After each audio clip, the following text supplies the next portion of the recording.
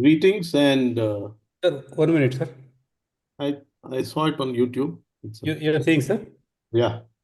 Okay, then you can continue, sir. Okay. Greetings and welcome to the 48th webinar of Anekdhara. As you all know, the topic of today's discussion is the hidden curriculum, school textbooks, and political agenda. And we have two distinguished academics with us to discuss the theme. To moderate and anchor the discussion, we have Mr. Kartikeya Mishra, and it is my job to introduce him to you. Kartikeya Mishra is an educator and social impact professional with experience in teaching, policy research, curriculum work, and school operations.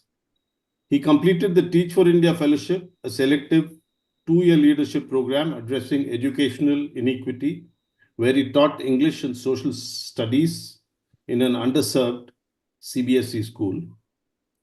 Through the Policy in Action Fellowship, Kartikeya prepared a policy brief for the Member of Parliament from Assam on riverbank erosion caused by Brahmaputra river flooding. He also worked as a research assistant for an Indian Council of Historical Research supported project. Kartikeya holds a BA Honours in History from the University of Delhi and is currently pursuing his Bachelor's in Education. He has a strong familiarity with the CBSE curriculum, both the old and revised NCERT textbooks. He also brings experience as an academic content writer, translator, and transcriber, and is currently serving in an administrative and leadership role at an international institute, strengthening his understanding of school systems and educational management. The floor is yours, Kartikeya. Thank you so much, Madhu sir. So I would like to welcome everyone on behalf of Anekdhara to this conversation on the hidden curriculum, school textbooks, and political agenda. In talking about NCERT's rationalized textbooks, we are really asking what kind of citizens are our schools quietly producing and whose stories are being allowed to vanish between the lines. In recent years, the key chapters and passages on diversity and other important topics like discrimination, equality, social movements, democratic struggles have been removed or diluted from NCERT, social science, and history textbooks. References to the incidents like 2002 Gujarat riots, the Babri Masjid demolition, emergency, caste discrimination, Mughals, and even some evolution related ideas have disappeared under the banner of reducing overlap and burden. This has triggered serious concerns that what is being rationalized is not the syllabus but memory itself. These changes are not just about less content, they reshape which events are worth remembering, which communities are central, and which forms of injustice are acknowledged at all. When conflict, inequality, and dissent fade from the page, students learn without it ever being said that such themes are either unimportant or too dangerous to name. This is the hidden curriculum, the unspoken lessons schools transmit about power, belonging, and what counts as truth. In a system where textbooks are centrally controlled and widely prescribed, the question becomes urgent: who gets to decide the official version of history and democracy for millions of children? What happens to secularism, social cohesion, and scientific temper when inconvenient facts are quietly edited out? Today's theme, the hidden curriculum, school textbooks, and political agenda, asks us to look beyond what is printed and to pay attention to what is missing. Against this backdrop, it is only fitting that our first speaker is someone who has spent decades thinking about democracy not as a slogan but as a difficult, contested practice. Professor Peter Ronald D'Souza, one of India's sharpest voices on democracy's dark undertones, wielding inconvenient facts like a scalpel to expose the power what power prefers to bury. Twice served as director of the Indian Institute of Advanced Study in Shimla, where he founded the Tagore Center and International Center for Human Development, former head of political science at Goa University, senior fellow and co-director of Lokniti at CSJS, the global consultant at UNESCO, UNDP, World Bank, International IDEA, IPU, Ford Foundation. Today, he works as an independent scholar and senior research associate at Johannesburg African Center for Epistemology and Philosophy of Science. He probes knowledge, power, and democracy across borders. His genius lies in democracy's ambivalences, a fresh study dissecting the 1975 emergency's rewrite of law and rights. State of Democracy in South Asia, co-leader on Indian youth in a transforming world, deep dives into minorities, M.F. Hussein's censorship reservations and just transitions. Books like In the Hall of Mirrors, Reflections on Indian Democracy, Democratic Accommodations, Companion to Indian Democracy, Keywords for India, and new releases on the emergency and River Mahadevi lay bare the fractures our textbooks now conceal. His essays in the Indian Express, Hindu, the India Forum, and Scroll sharpen public debate on democracy's scars. For textbook battles over memory and power, his voice cuts through. Please welcome Professor D'Souza to ignite this webinar. Should I go ahead? Thank Yes, you, sir. Yes, sir. Continue, sir. Thank you, Kartikeya, and thank you, Anekdhara, for both organizing this very important public discussion and for inviting me to be on the panel. I think it's important that we continue enlivening the public discussion on the question of textbooks. And because textbooks, I mean, that's my starting point. Textbooks are important for crafting the imagination of the nation. Textbooks are important for producing certain citizenship values and certain commitments to the constitutional order. And textbooks are important for helping us understand the nature of the world, giving us information about the world, both natural and social. So if you are engaged in looking at the issue of revising textbooks, then it's important that we intervene in this discussion at several levels. You have, and I think rightly pointed out, about all the changes to textbooks. And most of the discussion, to my understanding, and it's based on what is available in the public domain, has largely been in terms of the changes to the content of textbooks, which is an important area. You know, what is included, what is excluded, what is emphasized, what is interpreted, what is misinterpreted, etc. The content of textbooks has been the area in which most of the debate on textbooks has taken place.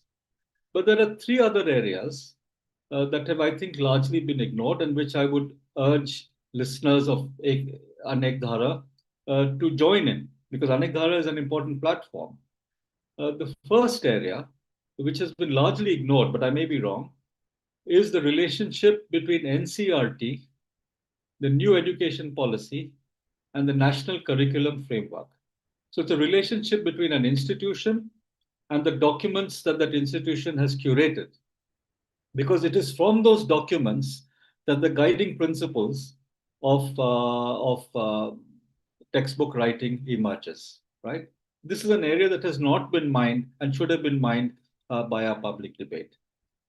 The second area, which I think is also under-discussed, it's been discussed, but under-discussed, is the role of textbooks. And I'll come to each of these areas in my longer elaboration. The role of what is a textbook, and you know what are the functions that it performs. Not enough discussion is there on the role of textbooks. There's a lot of discussion on the content of textbooks, but not enough on the place of a textbook in the national imagination, in the national education imagination. And the third area, which is under-discussed, is the process of producing textbooks. How do we produce these textbooks? We look at the consequence of, we look at the product of that process. We look at what is there, as both Madhu and Kartikeya said, you found chapters missing, you look at the end product, but you don't look at the process which has produced that product. And that process is equally important if we are going to enliven and energize the public debate, because it is each of these four stages: the NCERT, NEP, NCF, what is the textbook, what is the process of producing the textbook, and of course, the final point of what is the product of that process, what is there in a textbook. So let me go to the first, right? I think it's important for us, sometimes because we are so agitated about what NCERT is doing today, we tend to forget the history of NCERT. NCERT came into existence in 1961 when Nehru was still Prime Minister. So NCERT was an institution which was tasked with producing a certain educational imagination, certain pedagogic tools, and one of the goals of NCERT was the production of textbooks. So the production of textbooks was part of the national imaginary which the Nehruvian regime was building up, right? 19 September 1961 was when NCERT was set up, and it was set up with certain goals that we need to now produce an education policy for a young nation. We need to produce an educational imagination for a young nation. We need to not just train teachers, not just have a place where teachers go, but we need to produce textbooks and other educational material. So NCERT was given a mandate, right? And it's important to recognize that it's not just the NCERT of today. The NCERT of 1961 was involved in the process of producing textbooks. Now, the NCERT has been the nodal organization for producing a new education policy. They have been tasked by the Ministry of Human Resources Development to produce an education policy. Now again, education policies have been part of the imagination of modern India. I mean, the first education policy at higher levels was under the chairmanship of Dr. Sarvepalli Radhakrishnan, 1949, right? So, and if you look at those documents, there is you begin to see a certain imagination for the nation emerging from the documents that are produced through these various activities. So Radhakrishna, for example, did talk of first of all his 1949. This is not, we are not talking of school education now. We are talking of higher education. Radhakrishna did have in his committee people from all over the world. So Radhakrishna required no lessons from the nationalists of today that he was less nationalist. He knew the landscape of religion, he knew the landscape of Indian philosophy, and yet he put into his committee people from Japan, people from France. So he definitely wanted an educational policy which was global. People who had, some of the items that were to be taught were Greek, some important Greek thinkers, right? So for a young nation, Radhakrishna signaled certain dimensions and elements which were cosmopolitan, which were global. A young nation needed to have an imagination which was global, right? It's important to go to Radhakrishna because Radhakrishna requires no lessons from today's nationalists. And yet, Radhakrishna's first document of 1949 talks in terms of we should have a moment in our educational institutions where there is half an hour for prayer. Now, people get agitated, what half an hour for prayer? But in that prayer, he talks of prayer from all religious communities. So there should be the point I think he's making is a moment of reflection. When you contemplate the ideas of Buddha or you contemplate the ideas of Plato or whatever, I mean, he identifies who are the sages from which the prayer should be drawn. So that's very important. It's important to understand that in the 40s and the 50s and the 60s, there was a deep engagement, not just in the sphere of education. It was there in architecture, it was there in art, it was there in poetry. People were crafting an imagination for the nation. In the domain of education, NCERT was given that task, right? So it's important to reclaim that institution. That's the point I want to make. Now, NCERT's task again went through very clear steps. They had to produce a new education policy. The new education policy of 2023 that we are agitated about was not the first new education policy. There were new education policies earlier, and certain processes were spelled out.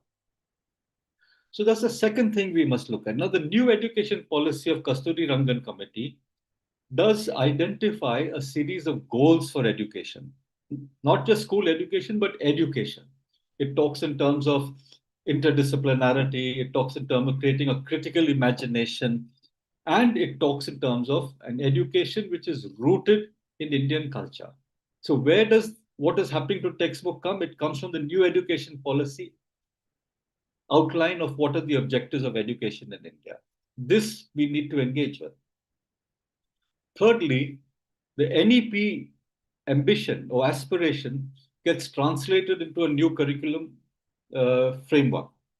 And it's called NCF, school education. Here again, several things are specified. A series of goals are specified, and more than that, committees are set up. So when you look at the process of setting up the NEP, the NCERT, the NEP, and the NCF, they have followed what looks like. I don't have the specific details, but they seem to have followed the processes which were no different than processes followed earlier.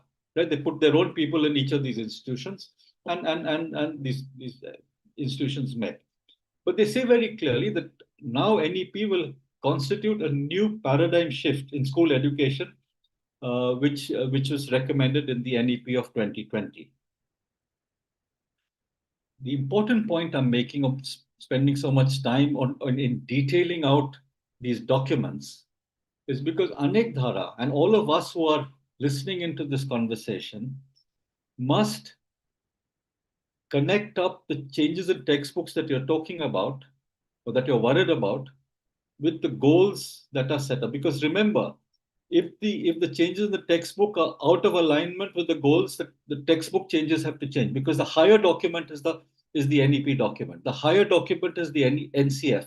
And the mandate of the NCF says very clearly, objectives and principles are set out in the mandate document, and it creates certain bodies to make sure that these objectives and principles are aligned with the syllabus, right? So this exercise of alignment is an exercise that has to be done by people like us through organizations such as ANEC. Now, the National Curriculum Framework actually sets up two committees. Committees, one is called the Steering Committee, and the other is called the Oversight Committee. You see, please don't underestimate or value the importance of committees, because these committees are created with certain responsibilities.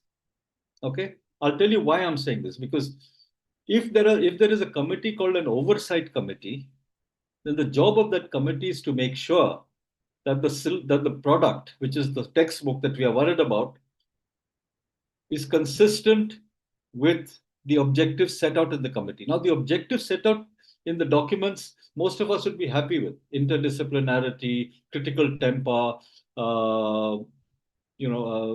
understanding of the modern world, etc. We have no problem with that. In fact, those ideas may have been taken from earlier education policies. But what happens later is the problem. So my first point is, let us hold to account the Steering Committee and the Oversight Committee. Now, who are the members of these committees? Let me give you the members of the Steering Committee. It has 13 or 12 members. Kasturi Rangan, space scientist, chairman. MC Pant, Chancellor NIPA. Govind Prasad Sharma, chairman of National Book Trust. Najma Akhtar, very clever composition. It has minority presence, it has Adivasi presence. Najma Akhtar, VC Jamia. TV Katimani, VC Central Tribal University. Michael Danino, Milind Kamble, chairperson IIM Jammu. Jagbir Singh, Chancellor Central University Punjab. Manjul Bhargava, Fields Medal mathematician. So these people are giving legitimacy to the documents, to the textbooks that are produced. They must be held to account, right? Because they are saying, fine, the textbooks align with the goals that we've set out. So when you go to the science textbooks of the new science textbooks, and you find the periodic table removed, I think it is the community of Anekdhara must write a letter to Manjul Sharma. The world must know that Manjul Sharma has approved the removal of periodic table. Or when you go to the textbooks, please correct, I don't know the latest position. This is what I've got from the media, that Darwin has been removed. Is Darwin removed? Yes, the Darwin has been removed. Kasturi Rangan should be asked. So you have approved the removal of Darwin. 1800 scientists have opposed this. But our two scientists, one professor of mathematics at Princeton, the other the chairman of ISRO, have approved the removal of these things for our science. And that means it is fine for people to be educated without knowing the Darwin's. Now, why I said Darwin is very important. I'm not going into the other things, but if you read Nehru's glimpse and Aditya is the expert on Nehru, if you read Nehru's glimpses of world history, he has a section on Darwin where he's telling Indira Gandhi, his daughter, he says, after Darwin, all these orthodoxies of religion will face a severe crisis, because after Darwin, you cannot write your orthodox histories, religious histories, in the same way. Was that the reason why Darwin was removed? Was it Nehru's glimpses or was it something else?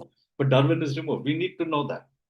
So my first point is to impress upon the members of this network that we need to go back to mining and critically evaluating these documents. My second point, and you see, therefore, go into the names, oversight committees. And the vice chancellor of, they've got private universities, Azim Premji University, Anurag Bahar is on the committee. There are people from the civil society organization, Shankar Maruvada. There are people from the corporate world, Sridhar Vembu from Zoho. There are people from educational institutions. So you really need to hold the committee to account, both the oversight committee and the steering committee.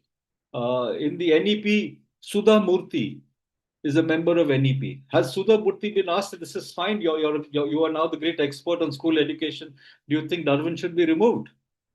Do you think periodic table should be removed? Forget about history and political science, we'll come to that later. But let's take science. Okay, 1800 scientists have sent an objection. Okay, so now let me come to my second point. What are textbooks? I think in the public debate, there are two books relating to scholarship of politics and history, which are morphed into a textbook. A textbook, as I understand it, carries a heavier load of politics than an ordinary academic book of history or political science. A textbook, a history book, or a political science academic book carries only the political load of the author. The author has a framework, and within that framework, the author organizes their research, their evidence, their argument, their conclusions, etc., are within the ideological frame of the author. But a textbook carries the ideological frame of the NCF. The textbook carries the ideological frame of the new education policy, not of the author. The textbook carries an ideological frame which has a greater burden than that of a single author academic book. So we, unfortunately, in the discussion, these two books are morphed, as if you can move seamlessly from a textbook on medieval India into a textbook into an academic book on Akbar.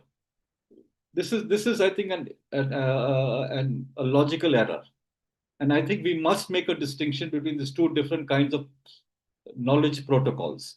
The knowledge protocol of a textbook is different from the knowledge protocol of an academic text. The knowledge protocol of an academic text has to struggle with evidence, has to struggle with whether the evidence, in a sense, is consistent with the line of argument, etc., etc. Evidence serves as inconvenient facts. That's a phrase I like. I use it a lot. Karthikeya even referred to it. An academic book has to deal very seriously with inconvenient facts, which new research is continuously throwing up. A textbook, as I said, carries a larger political burden. So a textbook involves the selection. Which are the facts we're going to include? Which are the facts we're going to include? So the first act of a textbook is the exercise of inclusion and exclusion. And believe me, all textbook writing committees, not just of the present period, but even of the earlier phase, had to struggle with this question of what to include, what to exclude. Secondly, they struggle with the question of interpretation. How should this fact be interpreted? The one that we've chosen to include, right? How much emphasis should be given to it? How do we challenge distortions? Today we're talking about distortions, say the Battle of Haldigatti, right? We are challenging the distortion. A textbook has to think about how to name an event. Language is very important. So, for example, the 2,000 people who died in the Godhra episode, how should they be? Were they killed? Did they die? Were they massacred? Which word are we going to use? If you say they died, they could have died in a train accident. So died is the most value neutral, but also the least descriptive. Killed shows an agency. Massacred shows a political ideology, but yet it is the most value loaded. So we have to worry about language, we have to worry about interpretation, we have to worry about emphasis, we have to worry about inclusion and exclusion. So a textbook is having to work through all these things. So when we talk about revising a textbook, we talk about the fact that we have to negotiate the balance between the politics of a textbook and the evidence that the textbook. It's a creative tension between politics and evidence, right? It's not only driven by evidence. It's not only driven by politics. Today we are critical of textbook is only driven by politics, and we've ignored the evidence. Sometimes historians think that textbooks are only driven by evidence. I think that is an error, because that ignores the fact that a textbook is the product of an NCERT mandate. So it's very important for us, and it's also important for us to recognize that textbooks must incorporate new currents of scholarship. So, urban history or diasporic history or environmental history or local histories. I think we must continuously engage with. When I talk about inclusion and exclusion, we need to bring in environmental history. We'll drop the history of kings. We'll drop Maharajas and Rajas because there's no place.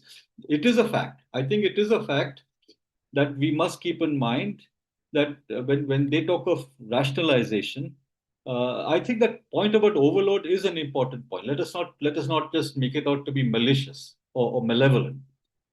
The student must not be overloaded. And one point that comes up in the arguments of the present dispensation is most students in schools drop out after the 8th standard. This point does not come up enough. If most students drop out of the 8th standard, then by the time they finish school after the 8th, they must have some idea of the India project. Let's call it the India project, of building an India project. Not just in terms of crafting the imagination of the nation, not just in terms of placing themselves within that imagination, not just their sense of what the world is like.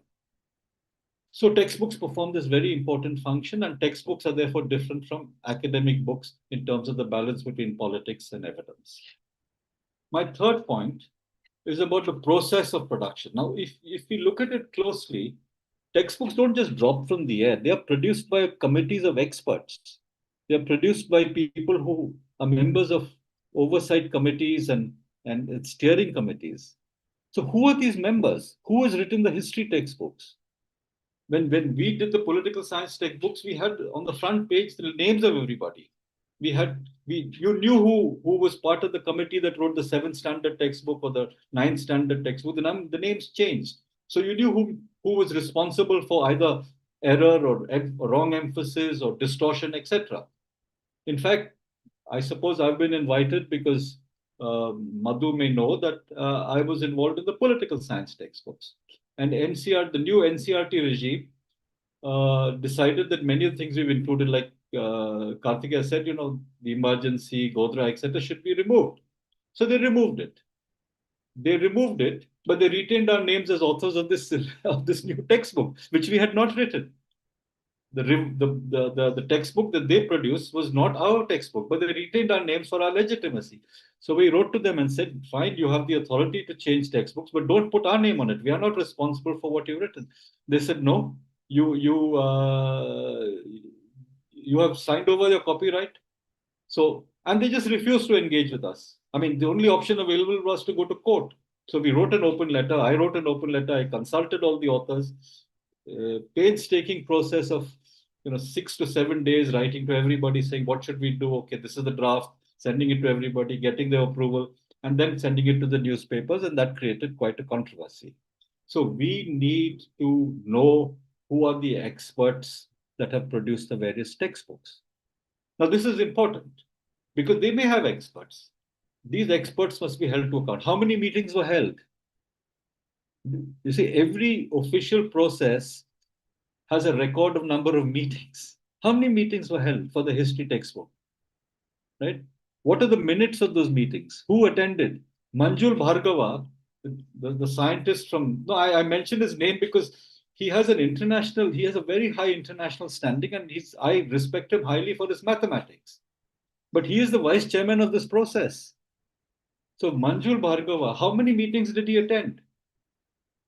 He's sitting in Princeton. How many meetings did he attend? How many meetings did Sudha Murthy attend? I'm taking names which are very much in the public domain, right? Because they have given the imprimatur to these textbooks. How many meetings did they attend? Did they approve when somebody was saying, okay, we are going to rewrite, we are going to put in Akbar is not the great emperor because of Chittor fort. We are going to put this in. Was this approved by Sudha Murthy? We need this information. We need to ensure that these committees are doing the work that is given. Otherwise, they should not be on the committee, right? And I've given you two examples of Darwin and periodic table, but from history, from political science, there are many examples. We must make a list of these examples and ask these prominent members of the committee. Anekdhara can write a letter and publish that letter publicly. So, I mean, this is important because people must be held to account. You can't lend your name to a process and then have somebody in secret write the textbook because you don't have the time. You don't want to make the effort. Being on a committee is serious business because committee is part of democracy. Committee, textbooks are not written in parliament. Textbooks are written by expert committees. So who are these expert committees? How often have they met? Can we have a copy of the minutes? Right? This can be got through RTI. Let us know who said what, who approved what. If you find that only 3 people attended a meeting, was there a quorum? These are processes that are central to democratic decision making. So the third point is the process. I finished what are textbooks, the process of producing them, and the final point is content. Yes, there are lots of things which should be there, which should not be there. I am saying that the decision of what should be in a textbook should be left to expert committees.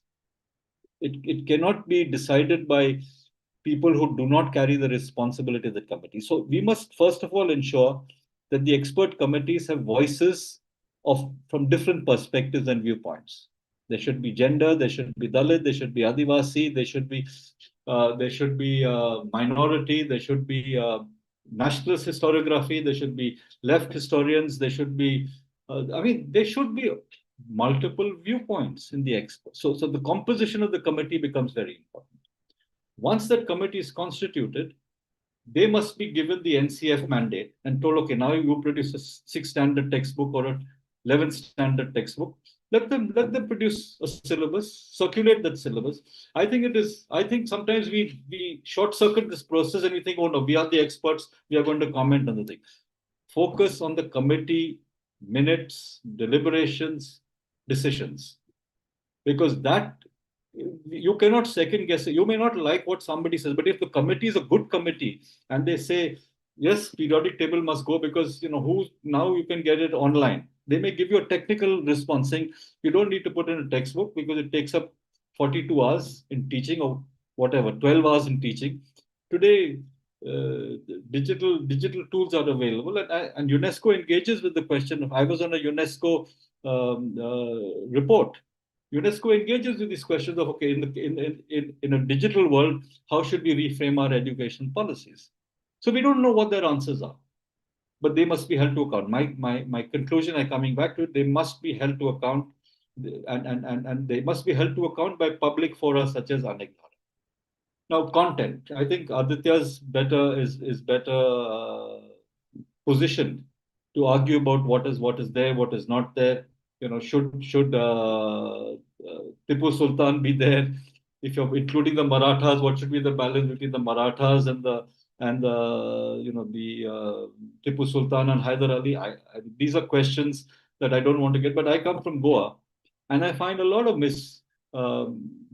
distortion. I find a lot of distortion about Nehru's role in Goa integrating with the Indian Union. And I've, in my small way, as not an expert on Goa, but somebody who knows a little bit more, have tried to counter that.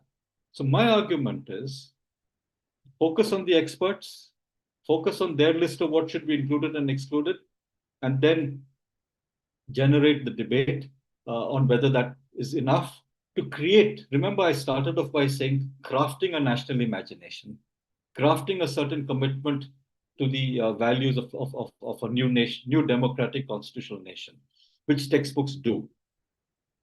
Yes, what we are witnessing today is somebody is writing textbooks in secret. These textbooks, nobody's challenging them in terms of the process. We are only challenging them in terms of content, but the process is no less important, perhaps more important, because it has the imprimatur of very eminent people. And then of course we must engage with questions of content. I'm not going to get into the details of content because I'm sure Aditya is better positioned. In the political science textbooks, I've told you, emergency, the Godhra question, the Babri Masjid, all of which were removed, all of which but we said, okay, more emphasis on Panchayati Raj. So these are questions of what should be there, but these are content questions. I've also emphasized the importance of three other entry points into the debate. And I'll just summarize: NCERT, NEP, NCF. Second point, entry point, is the place of textbooks in crafting a national imagination. And thirdly, the process of producing a textbook. And the fourth, of course, is the content of textbooks. Thank you very much. I hand over to Aditya. Thank you, Professor D'Souza, for that incisive and unflinching exploration of democracy's hidden fractures. Your lecture offered a powerful and timely lens through which to examine how textbooks became contested battlegrounds of memory, identity, and power. By foregrounding these tensions so sharply, you have set the intellectual tone and provided a rich foundation for the panel discussion.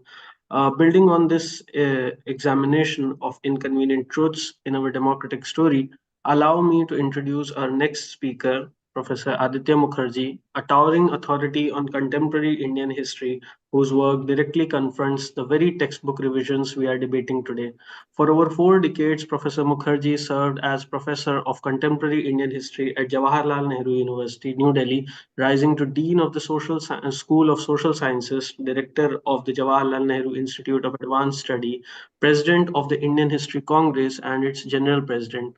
His global footprint includes visiting professorships and fellowships at Duke University, La Sapienza, Italy, University of Sao Paulo, University of Tokyo, Nantes, and Lancaster Institutes of Advanced Study, France and UK. Author of seminal works like Political Economy of Colonial and Post-Colonial India, Imperialism, Nationalism, and the Making of Indian Capitalist Class, and his latest, Nehru's India, Past, Present, and Future. He has co-authored blockbusters such as India's Struggle for Independence and India Since Independence, bestsellers translated into multiple languages and selling over 500,000 copies. Critically, his RSS school text and the murder of Mahatma Gandhi dissects communal agendas in education, making him an ideal voice for our hidden curriculum theme. Editor of the prestigious Sage series in modern Indian history, with 18 monographs published and a centenary history of the Indian National Congress, he has enriched global scholarship with over 50 articles and 80 plus international lectures. Professor Mukherjee's fearless chronicling of nationalism, imperialism, and communal distortions equips him unequally to unpack how today's NCERT changes into eco-historical battles over India's past. Please welcome Professor Mukherjee to share his perspective. Thank you, Kartikeya. And thank you, Anekdhara Madhuji, my Kartikeya, who I have known as a brilliant student for a very long time. And it's a privilege to be on the same platform as my good friend and distinguished colleague, Professor Peter D'Souza.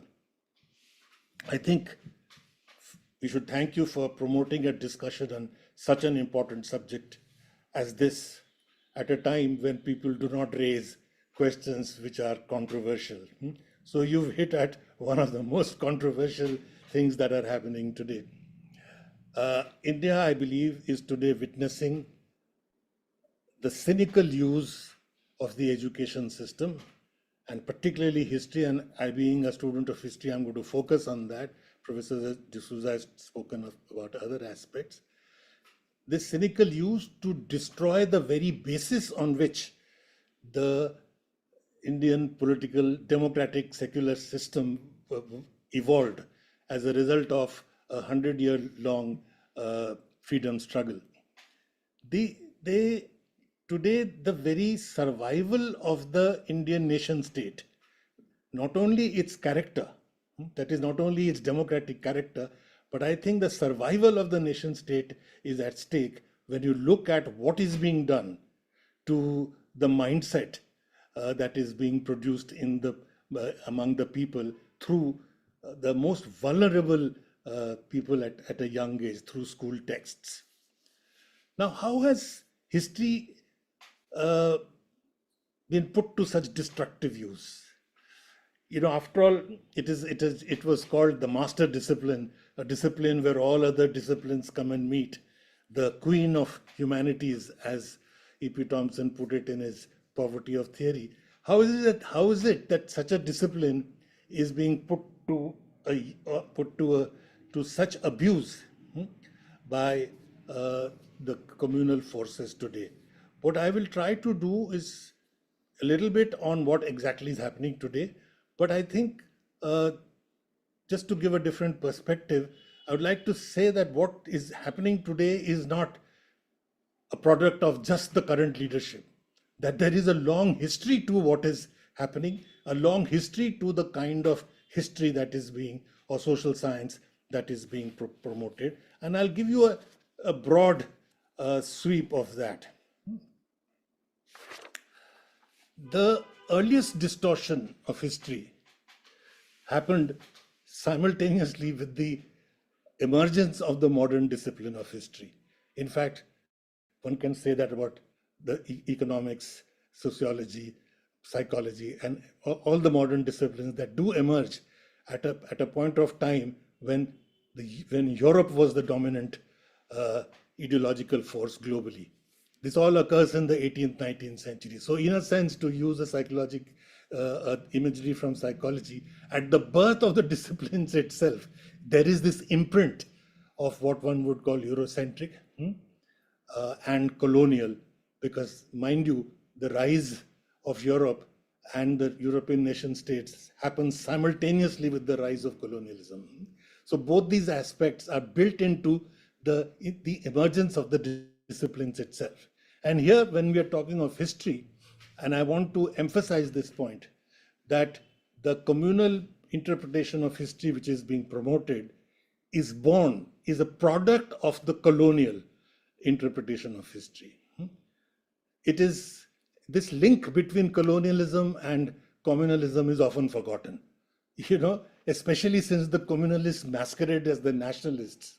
It is important for us to say that almost every argument that they are putting forward is borrowed from a model that was created in the 19th century by the British.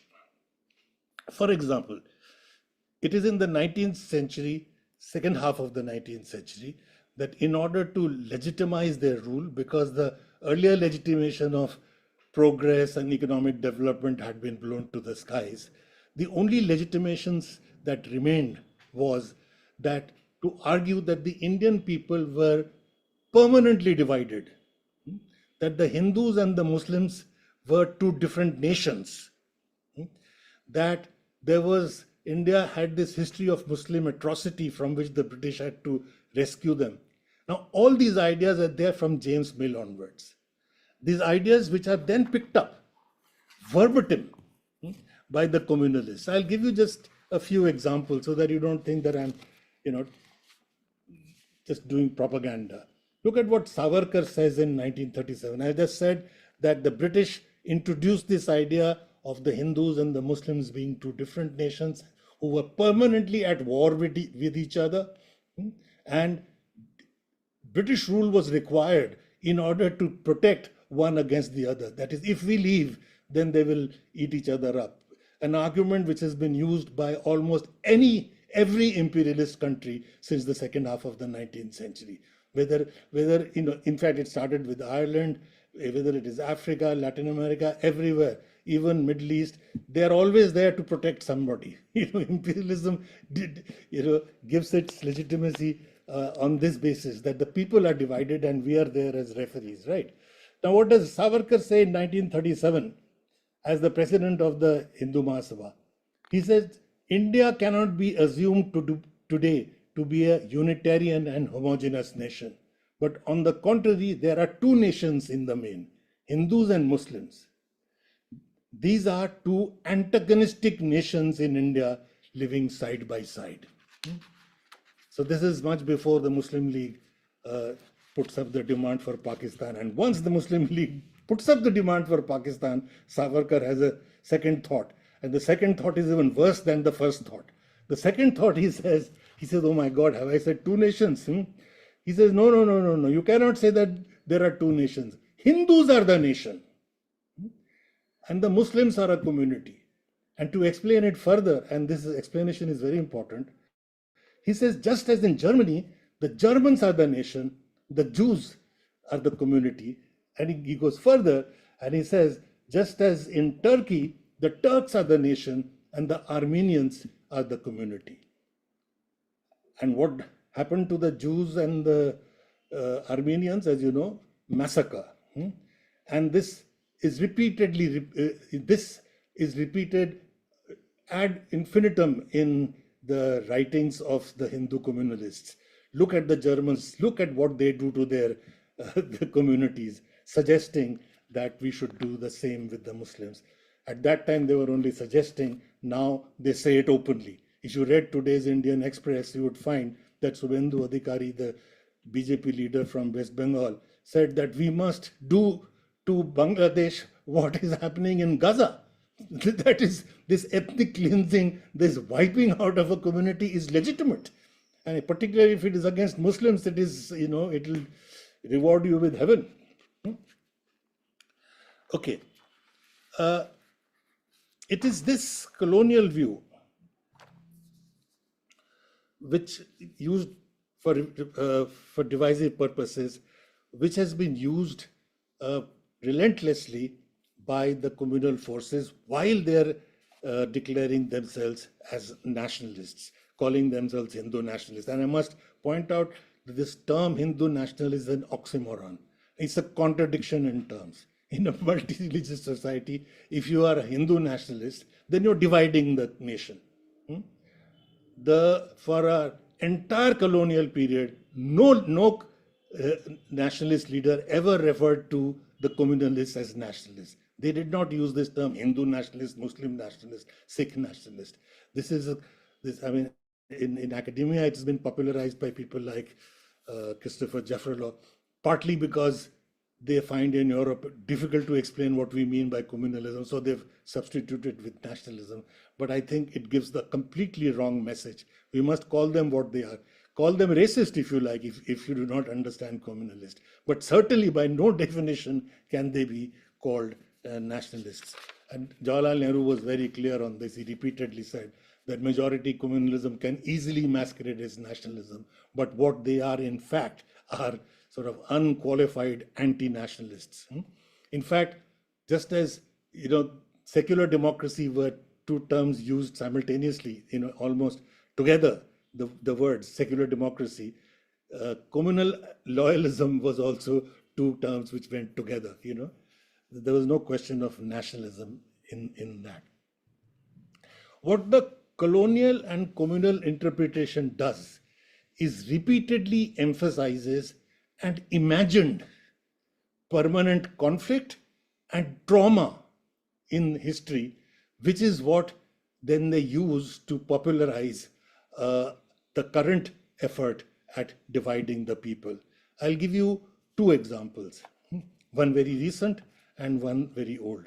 The first one is a very well-known one. the argument about the destruction by Muhammad of Ghazni of the Somnath temple in 1026. And in 1951, K.M. Munshi, one of the Hindu communal ideologues, says, I'm quoting him, for 1,000 years, Mahmud's destruction of the shrine has been burnt into the collective subconscious of the Hindu race as an unforgettable national disaster. But the fact is that 1026, this invasion happens.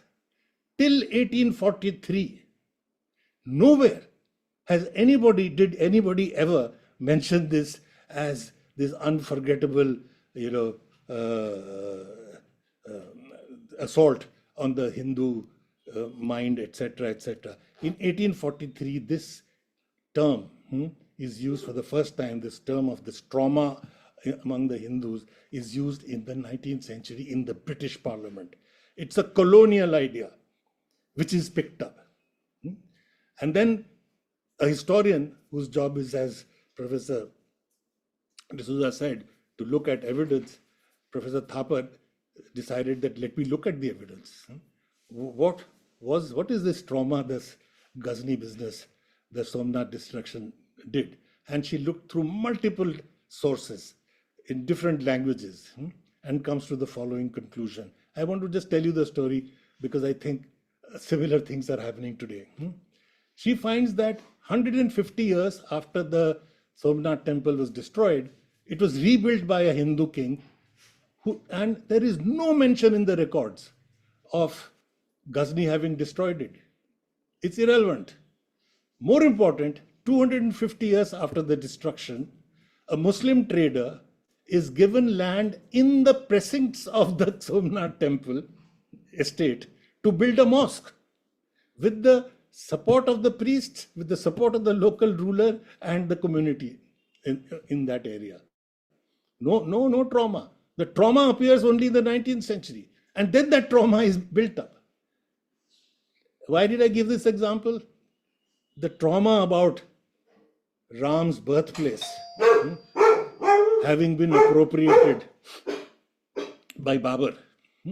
And as your Prime Minister said, when the temple was inaugurated, 500 years of struggle.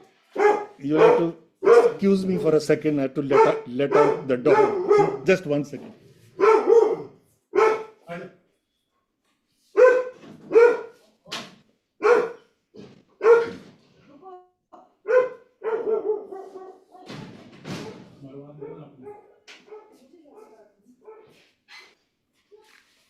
My apologies. I should have ensured that. No problem, sir. So he said that 500 years of struggle, we have finally liberated Ram's birthplace. Now, what is the fact of the matter? The first time that any mention of Ram being born there again happens in the middle of the 19th century, in 1857-58, where a Mahant of a neighboring temple called the Hanuman Gadi, which you know about, who faced an accusation by Muslims that the temple was built by destroying a mosque. And he thought the best way of handling that was to make a counterclaim. And his counterclaim was that on the chabutra of the mosque is where Ram was born. It was not yet inside the mosque, but it was on the chabutra, which is now called the Ram Chabutra, right? And it is in the 1870s that the first time the British, in one of the gazetteers, say that there is this belief that Lord Ram was born here. So even if you go, it is the first time it is even mentioned. And if you look at the documents of the RSS and the BJP and the Jansang till the 1980s, this is not an issue. It is only in the 1980s you made an issue, and now you're saying that you have a historical memory of for 500 years of fighting against this. The contemporary writers of that time, Hindu, Muslim, anyway, nobody mentions this. So here is how you cook up something. And how cooked up it is. The Ramayana, the Valmiki Ramayana, when it was not written as itihas or as even as a religious text. It was written as a poem, a kavya, as it said, epic.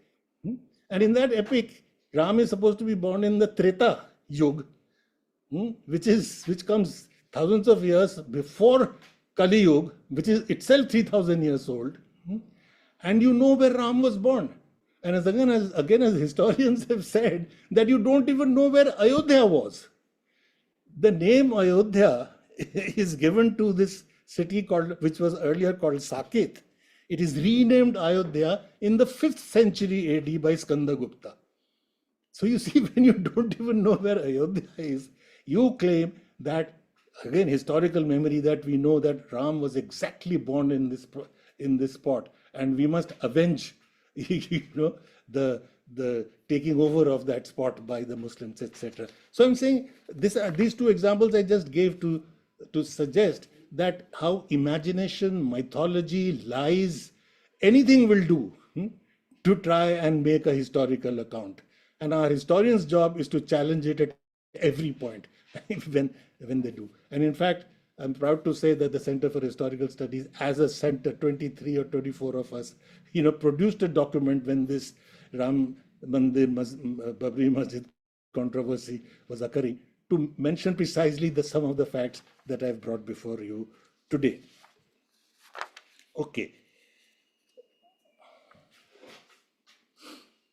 The anti-imperialist national intelligentsia in the colonial period put forward a completely different interpretation of Indian history from that put forward by the communalists, which was based on, as I said, trauma and a permanent fight between the Hindus and the Muslims. On the contrary, and I won't spend too much time on it, they focus on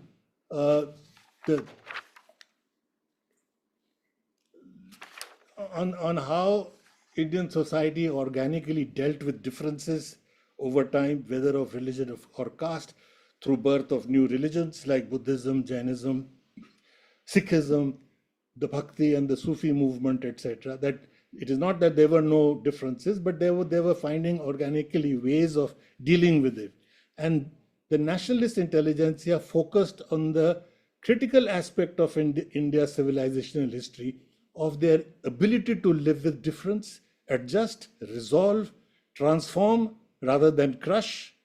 And they focus on the shared tradition in language, literature, music, poetry, painting, architecture, philosophy, and everyday life.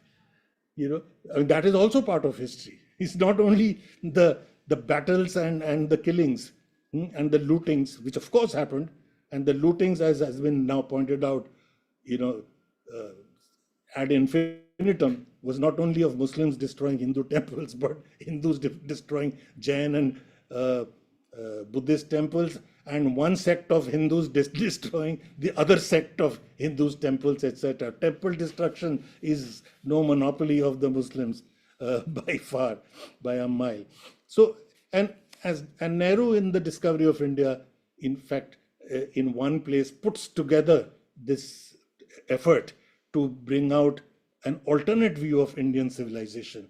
And I must say that Nehru does it in the 1940s, and scholars globally have accepted the structure of the argument. If you look at Amartya Sen's basic argument, both in the Argumentative Indian and the Idea of Justice, that why democracy in India and not in many other places, he tries to take it back to a long dialogical tradition, making similar points from the Rig Veda downwards, through ancient history, through medieval history, through Buddha, Akbar, etc. More or less the same point that Nehru takes, Amartya Sen also takes, and so many other scholars have taken, to show that there is that part of our India civilization history also.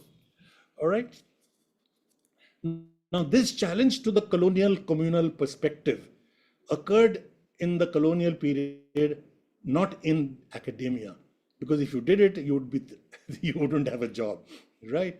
Except one or two exceptional people, almost academia was still all about either communal, that is academic texts were either communal, or all about Angreji Raj ki barkatein, the benefits of colonial rule. That's what academic textbooks were.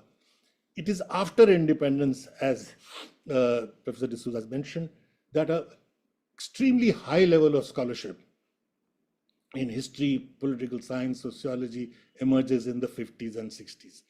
The stalwarts, I mean, if you quickly think of the great economists, the great historians, the great political scientists, you will find them all writing from the 50s and 60s. All right?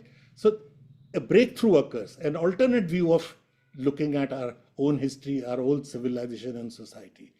And the breakthrough again was, as Professor D'Souza mentioned, that as early as the 1960s, an effort was made to bring this new understanding, non-colonial, non-communal, scientific understanding to the children of India. And that's what NCERT did. They got the tallest of the scholars of that period, R.S. Sharma, Bipin Chandra, Romila Thapar, to write for school children. Romila Thapar wrote for class 6. And texts were produced unparalleled in the world. Nowhere in the world would you find school textbooks written by the best scholars of that world. In fact, they did. The NCERT textbooks of the 50s, 60s and 70s were seen globally as models. That this is how the British should teach their history, and the Japanese should teach their history, and the Germans should teach their history. Not wipe out either the Holocaust or imperialism and so on and so forth. Teach your history with all its warts and all the positives that are in it. And that is why what, as Professor D'Souza says, his textbook is all about. It's not your personal opinion. It is the consensus view of scholarship on a subject which presents a balanced view so that the child has the opportunity to think for itself and grow further, rather than give a pre-decided personal view of your own. Now, the communal attack. So here is the NCERT in the 60s, 70s, trying to bring to the school texts modern scientific history, consensual. None of them, the attack is that they are Marxist. I mean, I would challenge anybody to show that how they can ever argue that Romila Thapar's class 6 textbook is a Marxist interpretation of ancient history. They were very conscious. Firstly, she never claimed herself to be a Marxist, but even those who were Marxists, like Bipin Chandra and Satish Chandra, etc., made a conscious effort, because that was the committee, the overseeing committee that Professor D'Souza talked about, consisted of people across the board. They were not all leftists. They were all known scholars from various disciplines who oversaw the thing, and it was made very clear that you are not to put in your own personal ideological bias into the texts, and that was what was done. So here is what is the attempt after independence, but we must remind you that simultaneously after independence, the communal attack on Indian history began. As you are aware that the RSS was banned after independence, after the murder of the Mahatma. 25,000 of them were put in jail, and Nehru at that time described the RSS as an organization which is in the nature of a private army and which is definitely proceeding on the strictest Nazi lines, even following the technique of organization. So it was banned, right? Once the ban was lifted and the prisoners released, the RSS began its ideological offensive. Again, Nehru had warned immediately after their release. The whole mentality of the RSS is a fascist mentality. Therefore, their activities have to be closely watched. And Nehru is not imagining this. Scholars after that, like Marzia Carsolari, the Italian scholar, using Italian sources, European sources, as well as Indian sources, has conclusively shown the direct link that the RSS leaders had with the fascist leadership in Italy and Germany, and one of them actually went and visited and met Mussolini and tried to bring back that model into the RSS functioning in India. Now, what they did was that they were released on the ground that they will not do any politics, because Nehru did not believe that the way to deal with the opponent is to put them in prison. So it was going to be, they were to be released in a democratic society. But once they were released, but the condition was that they will not do that kind of politics anymore. And they said, no, we will remain a cultural organization. And their cultural organization meant that they immediately started by forming what is called the Saraswati Shishu Mandirs. In 1952, the first school is set up, the Saraswati Shishu Mandir. Today, there are thousands of them. And if you look at the RSS website on education, you will find they claim that 92% of the districts of India, 92% of the districts of India today have RSS schools. So this poison has spread. Now, why do I call this poison has spread? What is taught in these RSS schools? Now, I'm going to quote you from a study of the NCERT done in the 1990s, late 1980s and 90s.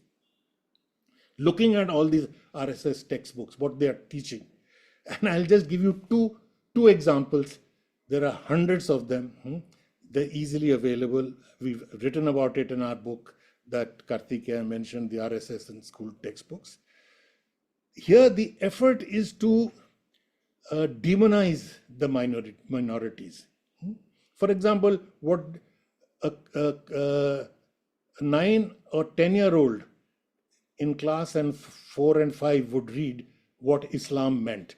And I'm quoting, Islam meant that the invaders came with a sword in one hand and Quran in the other. Any country that came their way was destroyed. Houses of prayer and universities were destroyed, libraries were burnt, religious books were destroyed, mothers and sisters were humiliated, mercy and justice were unknown to them. Now, this is what the Muslims are. Never mind the people who are saying this, demolished the Babri Masjid, burnt the Bhandarkar library, humiliated mothers and sisters in Gujarat. That doesn't matter. But the Muslims are this. Similarly, what do they say about Christians? Christians are anti-national and a threat to the integrity of India. It is because of the conspiratorial policies followed by this religion that India was partitioned. So partition is because of Christians. Even today, Christian missionaries are engaged in fostering anti-national tendencies in Nagaland, Meghalaya, Arunachal, Bihar, Kerala, and other regions of our country, because of which there is a grave danger to the integrity of present-day India. Now, this is being taught, for the last 30, 40, 50 years. This is nothing new, but you know from your daily newspapers that this is the ideology which is being promoted, both about Muslims and this thing.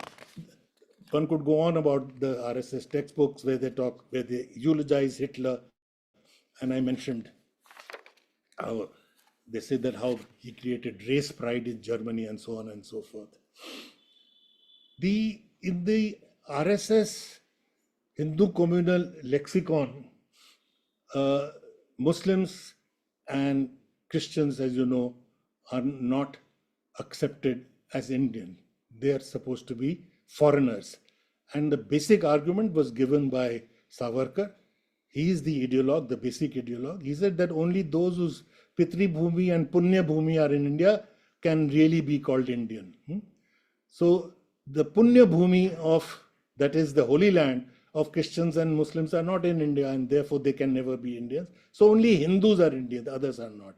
Of course, the argument is ridiculous, because by this argument, all the Christians of Europe, America, Korea, etc., do not belong to those nations because their holy lands are somewhere else. But then such is that argument, and it is believed that they are not Indian for this reason. Right? Now, this was only in the RSS school textbooks. You would say, so what? Though I have just now argued that they were not just a handful of schools, they have now thousands of them, particularly in remote areas, in the hill districts, in the tribal areas. You'll find increasingly as government schools are being shut down, the only reasonably priced schools, private schools, are the RSS schools. Named, not all of them Shishu Bharatis, but with similar sounding names, just as RSS goes by several names, from Bajrang Dal to Vishwa Hindu Parishad to this, that, and the other. So similarly, their schools also have similar sounding names, but they are all run by them. All right. But the moment the RSS or the Hindu communalists came close to state power, they tried to mess with what was the official textbooks, let's say, the NCERT textbooks, or what was taught in non-RSS schools, all right? And this they did from the very beginning. So it is nothing very new. It's not 22, 23, about which I'll spend a few minutes. I wanted to tell you that this is a long history. The fight is a much longer one. 77, 79, the first time the RSS got within sort of a touching distance of state power at the national level, because as you know, the Jansangh had merged into the Janata Party. So the Jansangh and the RSS were very much part of the Janata regime that came to power at that time. And straight away, the first thing they said was, ban these textbooks. Ban the textbooks of Ramila Thapar, Bipin Chandra, etc., the first NCERT textbooks. But then India was a different country at that time. There was protest all over the country. If you look at the newspapers, you will find amazing protests when they tried to ban it, including in the NCERT itself.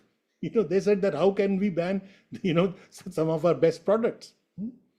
So it failed at that time. The next time round they came close to power, as you know, is in 1999, 2004. But by then they'd done their homework. And as Professor D'Souza mentioned, their homework consisted of changing the committees. So the NCERT director was their own, the syllabus committee chairperson was their own, etc., etc. So in 1999, 2004, the second big attempt was made to change these books. Last time they could not. This time, the RSS brought out a publication saying 41 deletions need to be made. You need to delete things which these Marx and Macaulay Putras, as they were called, that what they have written, their textbooks are poisoned. So we must delete certain parts. For example, R.S. Sharma talking at length of Dalit oppression and slavery in ancient India. He said it creates, it takes away from national pride. You can't have things like that. So all from the books of R.S. Sharma, Satish Chandra, etc., etc., they said these texts must be first vetted by our religious leaders. For the first time, mind you, this is a very important point. Religious leaders will decide. That is why you cannot have theory of evolution. Otherwise, rishis and munis cannot be born in a matka, no? So, it attacks religion at its heart. And that's why in the United States as well, for decades, there was an opposition to the theory of evolution, because you couldn't teach the Immaculate Conception without that, right? So, in 2003-04, they tried this again. These deletions, RSS said, make these deletions, and NCERT dutifully makes exactly those 41 deletions. And when they did that, again there was protest. We brought out a booklet saying communalization of Indian history, in which the writings of Amartya Sen, major editors of big newspapers, the President of India, Narayanan, all of them contributed, saying that what is going on is not right. And the critics were called by the RSS chief K.R. Sudarshan anti-Hindu Euro-Indians. So they were attacked. And this alarming tendency to intimidate those who do not agree with them was taken to an extreme point when the education minister at that time, Murli Manohar Joshi, was addressing a group of their followers, and he said the following, I'm quoting him. historians have this bad habit of whatever we say, has to have a footnote. So every word I'm saying you will find in a newspaper or, properly evidenced. He said,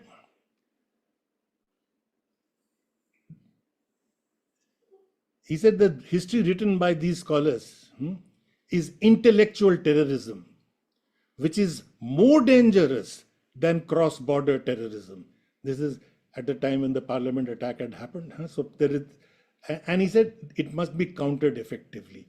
So to define these intellectuals as terrorists who are worse than Pakistani terrorists, and who are these intellectuals who are writing this history or who are protesting because you are trying to meddle with that history?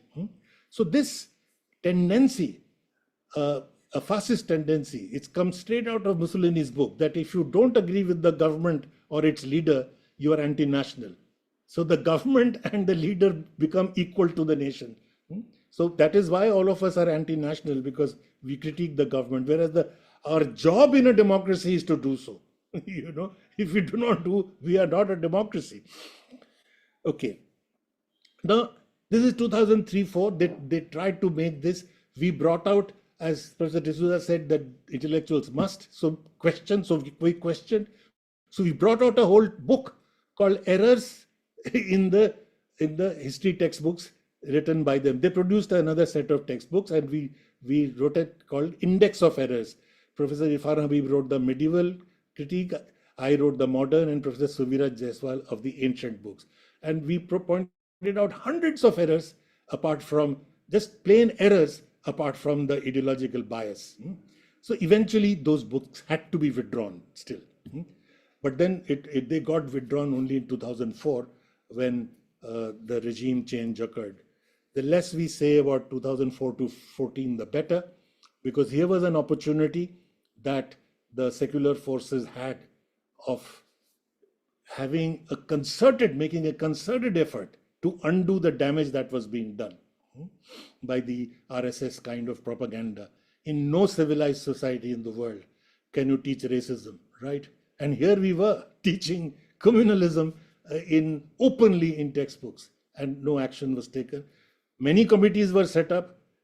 We were part of them to suggest what to do, what is wrong with it. One reason how, in fact, our RSS textbooks emerged out of that, to list what is wrong and what needs to be done, etc.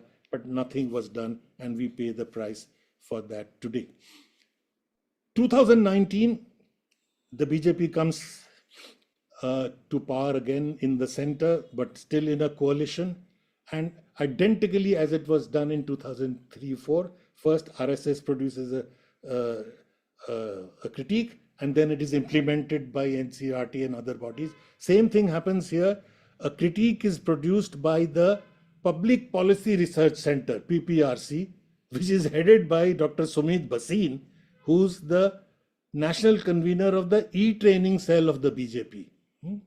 So this organization produces the critique, and immediately the Prime Minister and the Home Minister make public statements saying that the history that is taught is all distorted. Now we must bring the actual facts, etc.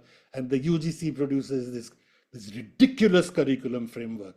I mean, one needs to have a full session to tell you how absurd this curriculum framework is.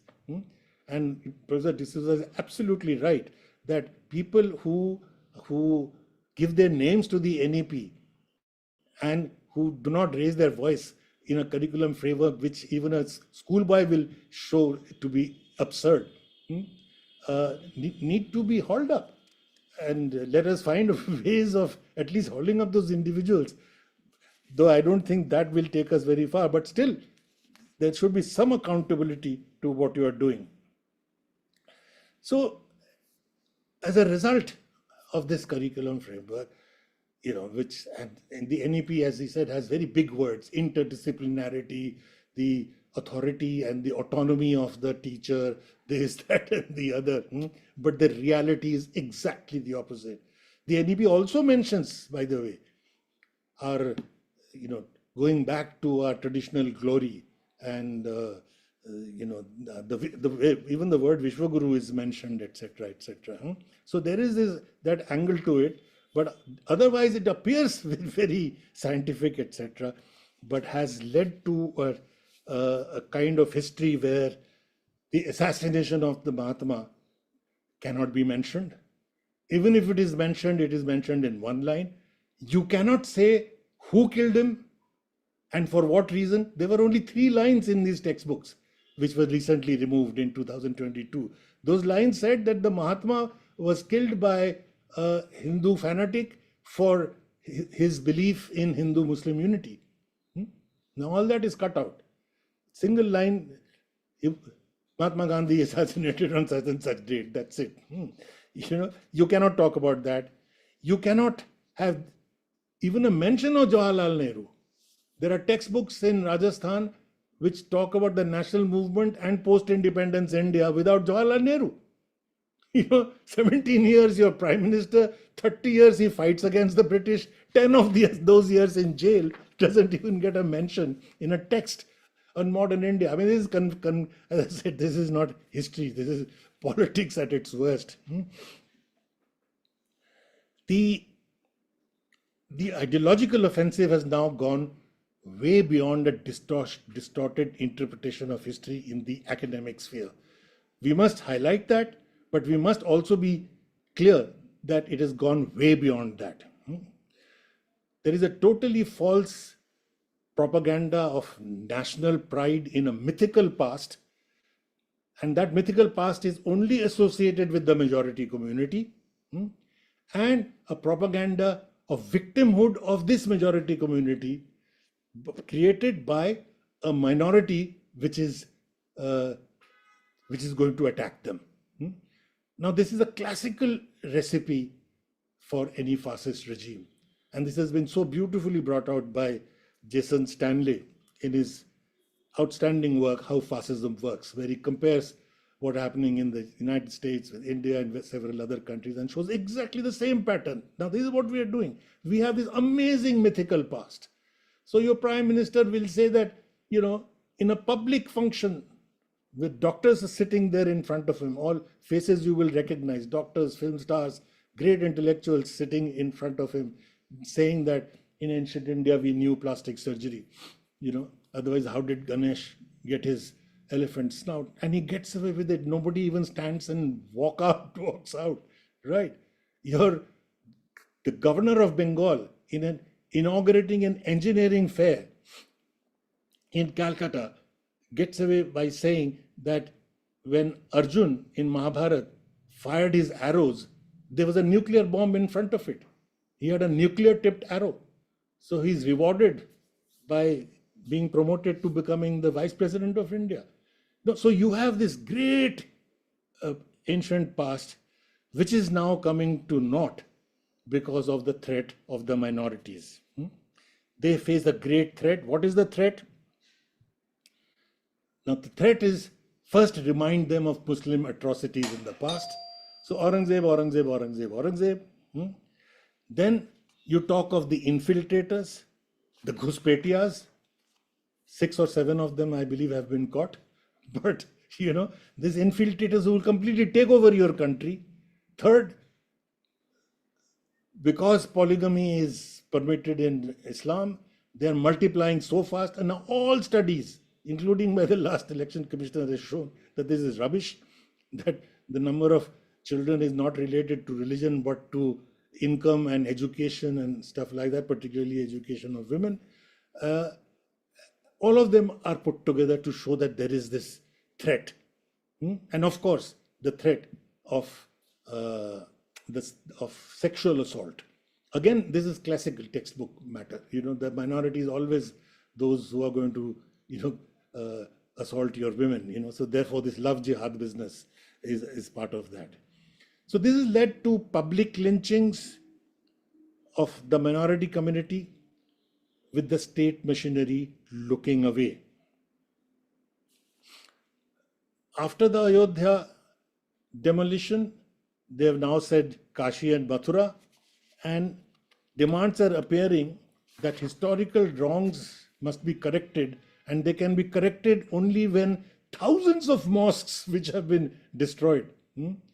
We have got them back into their original this thing. In other words, it is an attempt to use imagined hurt and memories of trauma being drummed up to drum up current polarization and division.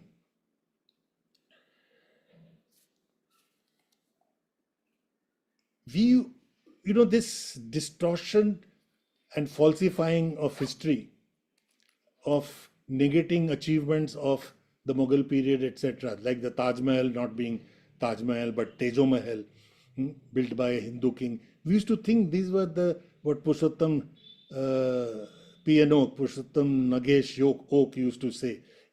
When we were kids, we used to read about P.N. Oak saying these things, that Taj Mahal is actually Tejo Mahal, that the Kaaba is actually a Shivling, that Lord Krishna Christianity is actually Krishna Niti. I don't know, Peter, whether you knew this or not. Christianity is Krishna Niti, and the Vatican was a Vatica. Now you thought this was the the lunatic fringe, but this is what has now come into the mainstream. Look at the 2022-23 texts. Very briefly, because this has been discussed by Peter and by, it's so much recent.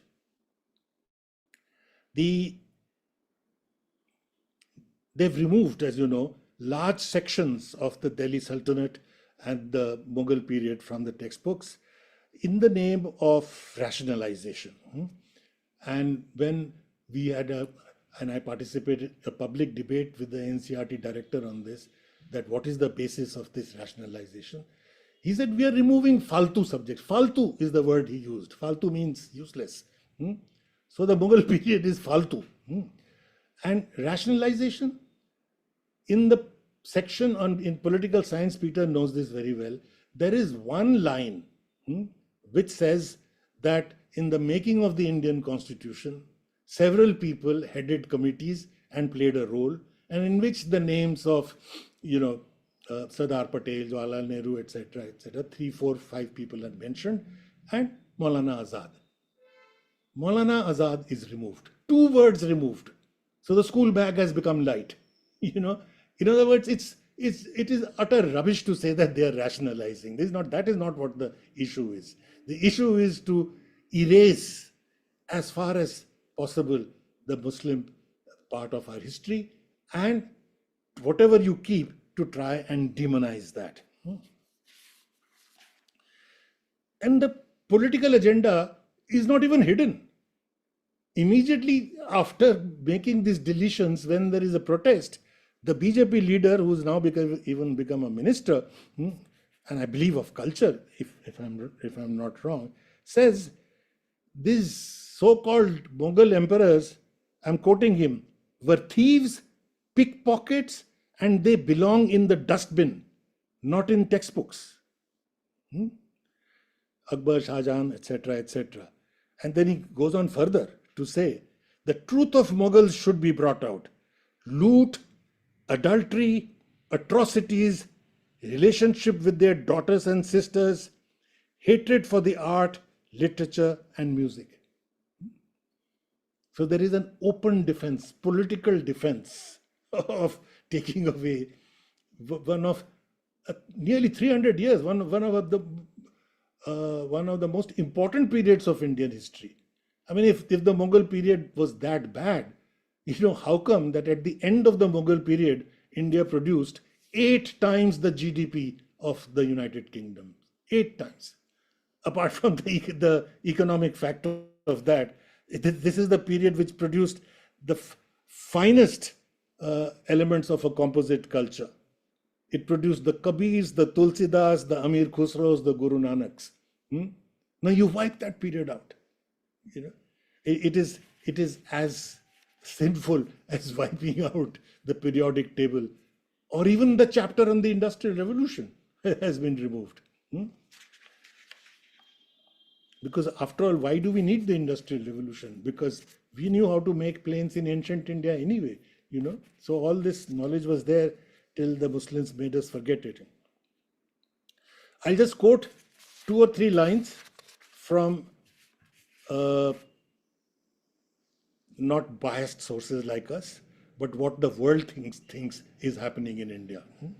The Economist reported, I'm quoting, the Hindu nationalists, they use the word, I said wrongly, Hindu nationalists, speakers at public rallies across northern India in recent years have launched bidding wars of threats against Muslims, from mass rape to mass expulsion.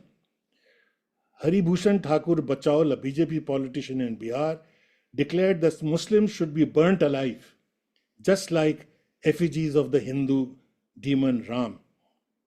Hindu religious leaders, without any fear of state intervention, have repeatedly talked of arming the Hindus and committing genocide of Muslims.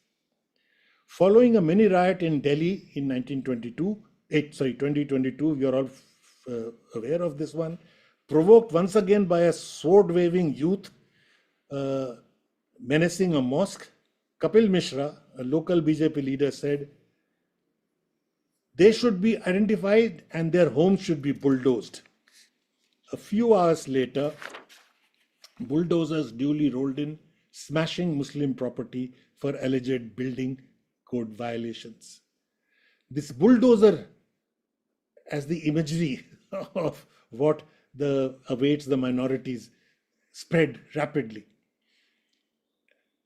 And within miles of the borders of Delhi, when the bulldozer was used, as you know, in the New area, the Punjab and Haryana High Court was constrained to take suo moto notice and make the following statement, I'm quoting. It appears that an exercise of ethnic cleansing is being conducted by the state. So it's not only anti-nationals like us, people with a little bit of conscience, whoever are left in the judiciary and here and there, people are seeing this, that the state is undertaking this task. The point is that this relentless process of using traumatic events, real or imagined, from history to weaponize history to create a polarization between the overwhelming religious minority and one of the world's largest minorities. Remember, about 200 million Muslims, or 35 million Christians and 25 million Sikhs. And this is what Gregory Stanton, the person who became famous for this genocide watch, he's the one who predicted the genocide in Rwanda. He made a public statement saying that what is happening in India, and he's referring to this erasure and demonizing of the minorities, etc. He says that, the exact words I have somewhere, he says that India is likely to face the largest genocide in history. If that is, you are creating a civil war situation when you demonize an entire minority of this size in the manner that they're doing. We forget that the making of a nation is a process.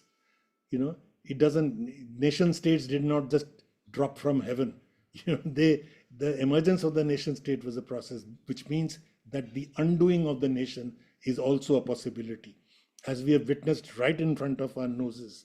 After all, Pakistan did break up into two nations, as we have witnessed in Yugoslavia, a nation being broken up into 7 or 8 pieces on similar kinds of things. A 14th century battle where Muslim Turks defeated the Christian Serbs was whipped up into this memory of Muslim oppression, which led to, in 1995, 8,000 Bosnian Muslims being massacred. And their graves in Srebrenica, if you ever visit, they've put those graves there to remind that what can happen as late as recently as now, if you weaponize history in this manner. Lastly, this would be my last point. I think I've taken way too long. I just want to make this point that in order to masquerade as nationalists, the communalists and their historiography has to negate the actual Indian national movement. They have to trivialize it. They have to show the national movement as essentially nationalists are fighting amongst themselves. Nehru versus Gandhi, Gandhi versus Bhagat Singh, Subhash Bose versus Nehru, etc., etc. Or basically, as I said, ridicule it and try to appropriate parts of it. There is no, I have no better way of saying this except to quote one of their luminaries they've raised to a position of a member of parliament, this starlet, Kangana Rao, who said that India won its independence only in 2014. And when somebody said, but what happened in 1947? She said, wo to bheek mein mili thi. So with one sweep, from Dadabhai Naoroji to Firoz Mehta to Gandhi to Bose, Bhagat Singh, everybody becomes a beggar. So that was not the national movement, right? So, but again, Kangana Rao is not just a joke. She represents essentially, and as I said, that she's hugely rewarded for this wisdom. But this is what is happening. I'll give you this last example. As recently as 1 month or 2 months ago, on the Prime Minister's initiative again, to remember the Partition Horrors Day. We used to remember 15th August as the Independence Day. He wants to remember 14th August as Partition Horrors Day, because that's the day that Pakistan happened, right? And NCERT, and Professor D'Souza is so right, that these bodies are really taking the cue from the worldview that the political forces want them to have. They're not supposed to do that, but they're doing that. So the NCERT dutifully produced a booklet on the partition horrors. And what does the booklet say? We have produced a long critique as a resolution of the Indian History Congress, to protest that this is what is being taught as history. Predictably, this little booklet, which is to be taught in schools, gives a clean chit to their former allies, the colonial rulers. The colonial rulers and the communalists were allies against the national movement. Let us not forget that for a moment, that the chief enemy was the Indian national movement, both for the colonial rulers as well as for the communal parties, right? So they give a clean chit. So this booklet says, why partition? Who's responsible? They said, not the British. The British wanted to leave behind a united India. Please do read. I'm not imagining this. The British wanted to leave a united India. The partition is a result of the Muslim League and the Congress. A party which for 100 years fights for Hindu-Muslim unity, whose top leader dies with his last fast on the question of Hindu-Muslim unity. He is murdered because of that. They are responsible for partition. There is not a mention of Savarkar or Hindu Mahasabha or communalism as such, leave alone the British. So what is happening is this, if you will permit just 1 minute more. They are trying to run away with Indian nationalism using what is a foreign notion of nationalism. When nation states emerged in the world globally, after the empires broke up, they emerged in Europe, they emerged as one language, one religion nation states, by and large. Catholic France, Protestant England, the unification of Germany on the basis of language, the unification of Italy on the basis of language. One language, one. And wherever there were no democratic movements against it sufficiently strong, they led to the Hitlers and the Mussolinis. Now, it is that model that they have picked up as their nationalism. But this was not Indian nationalism. Indian nationalism was unique in world history, in imagining a nation which would celebrate diversity. That is our nationalism. A nationalism which celebrates diversity. The British said that you cannot be a nation. In the late 19th century, when the Indian National Congress comes up and talks of Indian nationalism, he said, what rubbish are you talking? India is a geographical expression. How can you be a nation with so many languages and so many religions, etc. But we imagined a nation which would celebrate diversity in language, literature, religion, etc. So the greatest Urdu poet and the greatest Bengali writer and the greatest Marathi thinker were also the greatest nationalists. It was not a matter of conflict. That is our nationalism. And we cannot allow these pretenders now to take away this nationalism and put to us a false nationalism which will destroy both democracy and the nation. Thank you so much. Thank you, Professor Aditya Mukherjee, for that luminous and deeply stirring address, especially your stark warning about the growing threat to the idea of India, which was forged through our freedom struggle. Your intervention powerfully sharpened our understanding of how contemporary textbook revisions risk eroding that hard-won pluralistic vision and reminded us why historical vigilance remain an urgent intellectual and civic responsibility.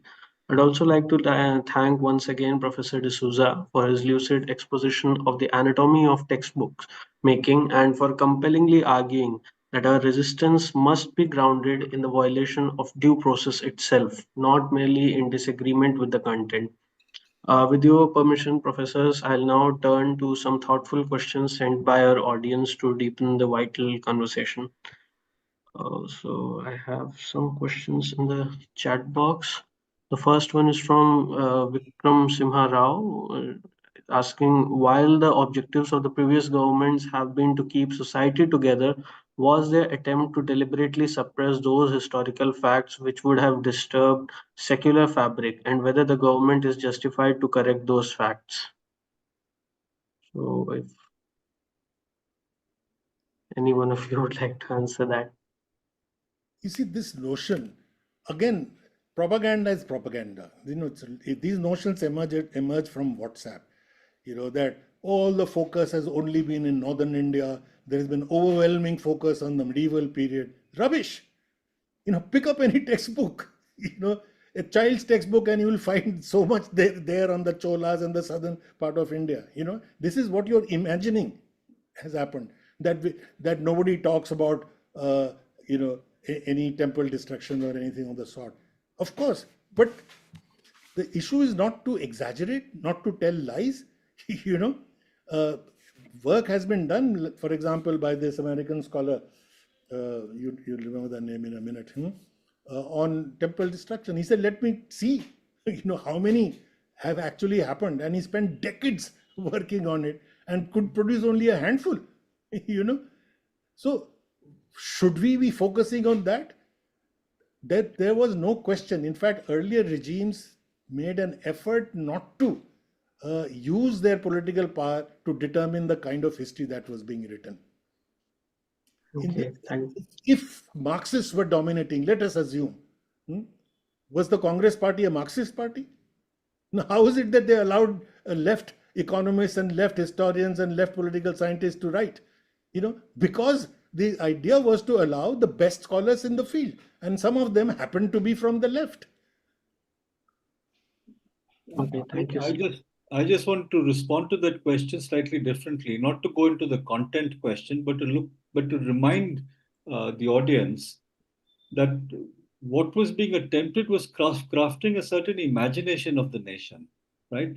It's important to reiterate that, because that imagination of the nation was, I think, one of the great, we were undertaking one of the great projects of history, of world history, to build a plural nation, to build a space where people were, felt that they belonged to that space, to be able to have.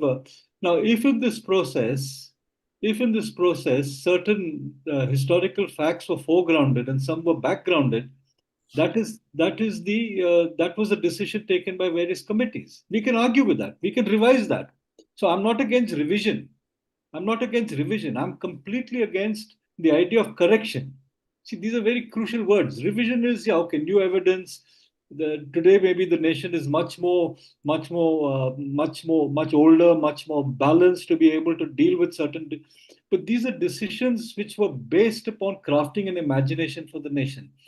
And I, as a political scientist, want to reiterate the fact that such an exercise of building a plural nation had no model in history.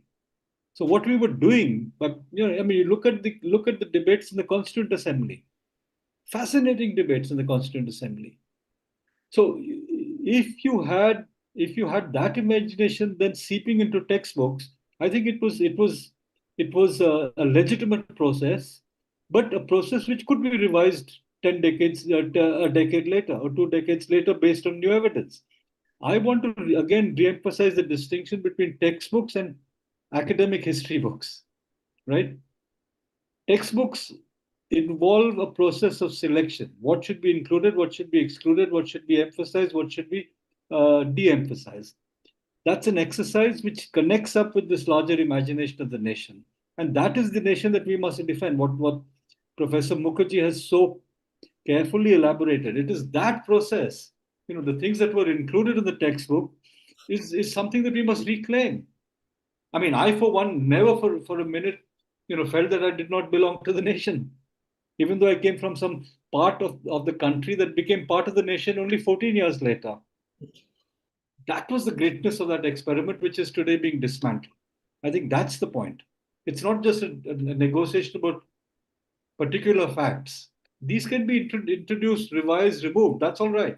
But that should be done by expert committees. So that was my response to your question. Thank you so much, sir. The next question we have from Shobna Chalam. She wants to ask this from Professor Peter. Nehru was not only criticized for Goa, he was targeted on several counts. There is constant negative propaganda about his policies. The public are misinformed that his policies did no good for the country. Can you throw some light on this? No, I mean, if Aditya doesn't want to claim that title of being the last Nehruian, I want to claim that title. Because as somebody said in a television debate, really, this country was fortunate that it had Nehru as the first prime minister. Don't for a nation. I mean, just read, for example, his fortnightly letters to chief ministers. If you read them carefully, you will find this gentleman continuously engaging and trying to educate the chief ministers onto what the nation should be, right? He's writing to the health minister, vanaspati is bad for public health. Do you have a policy about the use of vanaspati? He's writing to an astrologer who wants to dedicate a book to him. He says, I'm sorry, but you cannot dedicate this book to me because I don't believe in astrology. So there is a continuous process of telling his chief ministers and through those letters telling the nation that this is the nation we are aspiring towards, a nation which is modern looking, a nation that was engaged with. I mean, his first act as prime minister, his first act, Aditya, correct me if I'm wrong, his first act of prime minister was to accept the chairmanship of the Indian National Science Congress. Absolutely.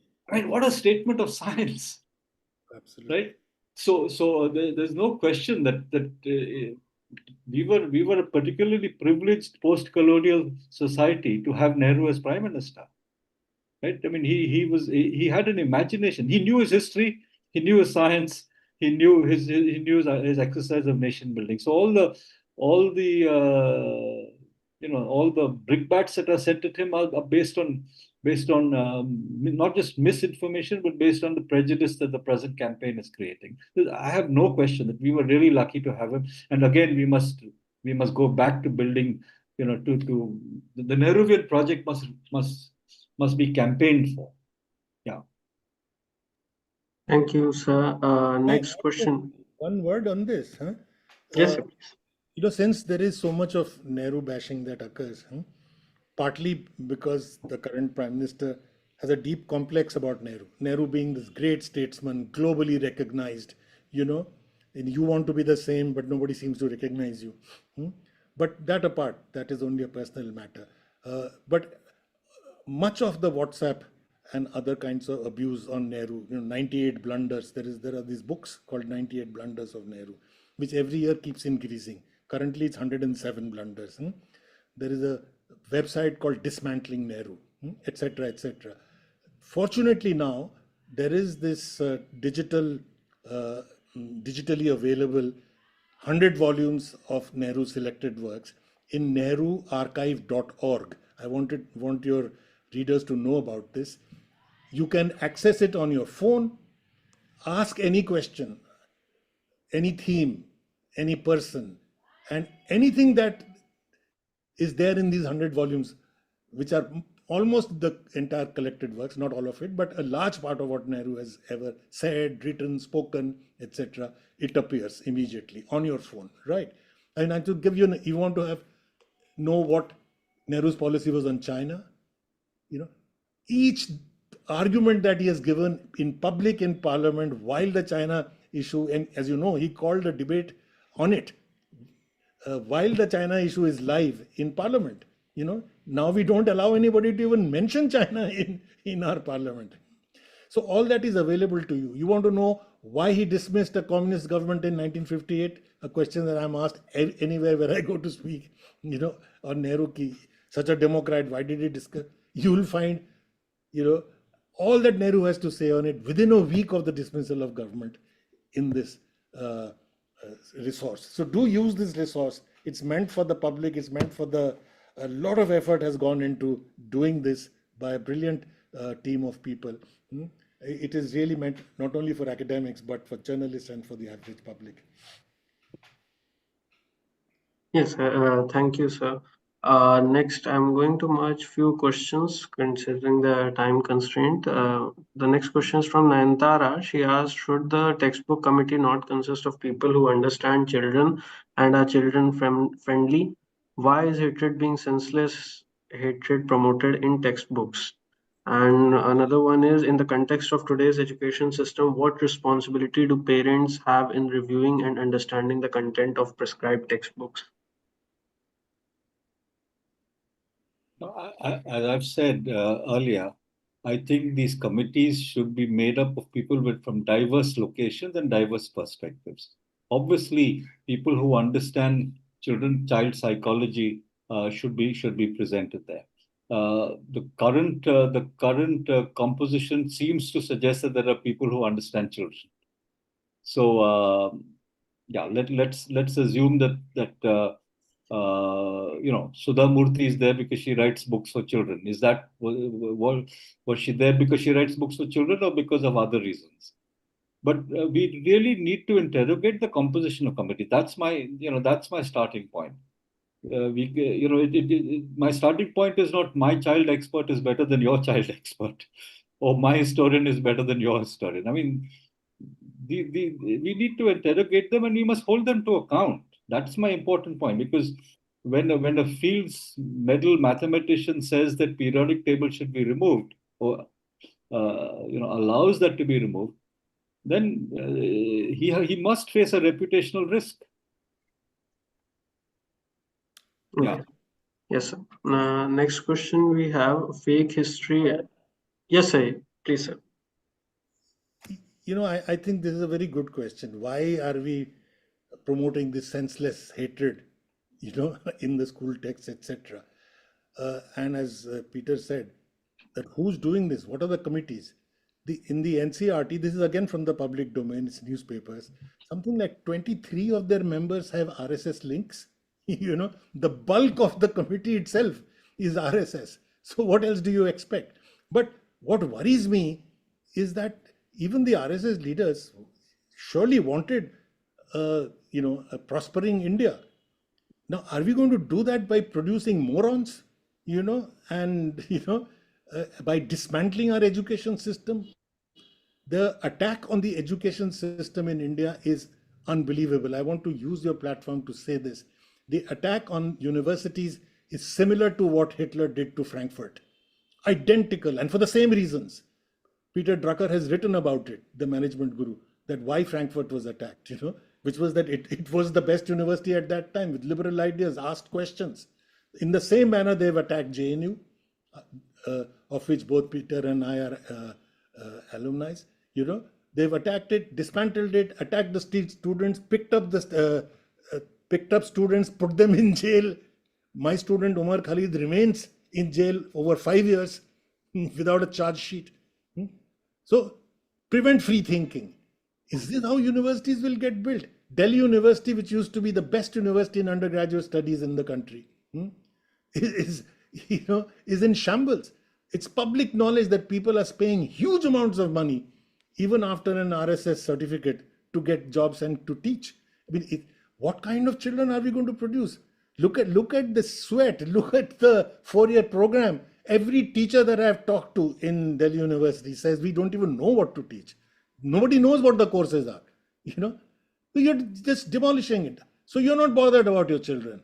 Why? Because your children will go abroad, or they will go to Ashoka, where it costs 50 lakhs to get a BA degree in liberal arts. Believe you me, are you in this country or are you in Mars? JNU, if you got admission, you were paid.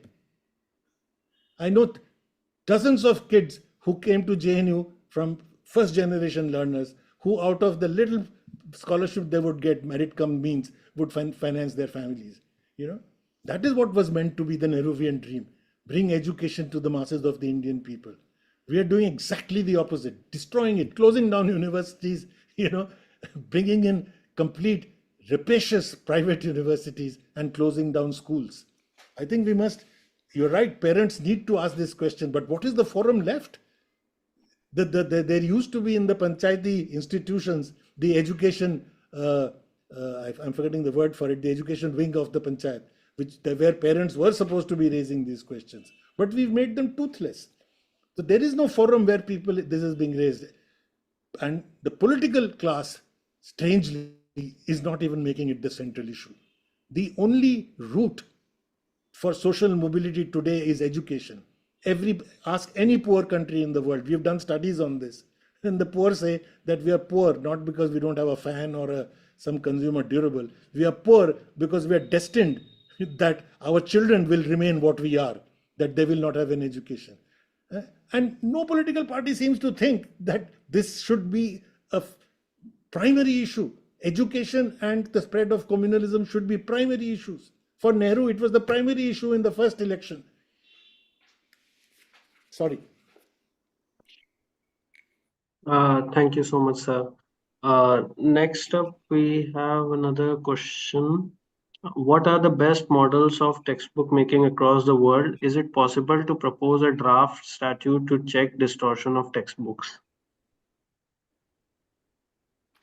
Peter, sir, would you like to answer that? I can't tell you if there's a good model. I think we had a pretty good model in the 1960s. I mean, I see exactly what's happening in India happening in other parts of the world.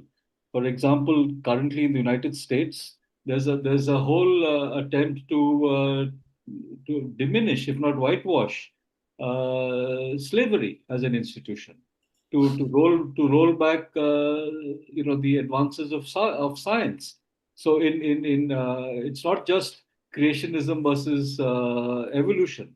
It's basically pushing back anything which diminishes the regime's, the regime's imagination of a particular nation.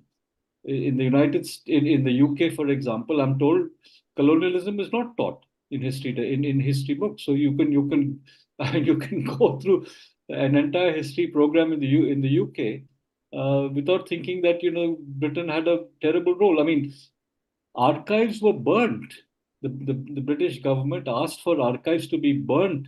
A note was sent to all their embassies and consulates across the colonial empire, saying that as these countries in the 60s are coming to independence, burn archives of so that the records of the atrocities would not be available.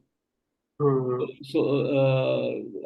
fortunately, one collection of archives landed up in some warehouse in the UK. They were not burnt, and a Harvard historian has written about this, which has now become the basis of the campaign by the people who were tortured in Kenya to claim compensation. So that's the point I was making. Let us strengthen local histories. Let us strengthen the archives of particular localities, because only through this process will we be able to produce, and let us create local history clubs.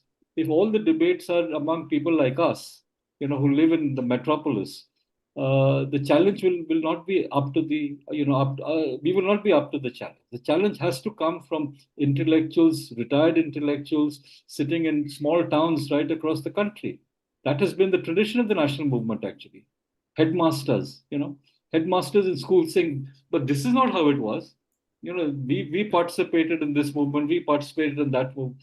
So unless we create local history clubs, unless we protect the archives of local history, unless we create a local history narrative, we will not build up the momentum to challenge these distortions that today we are talking about.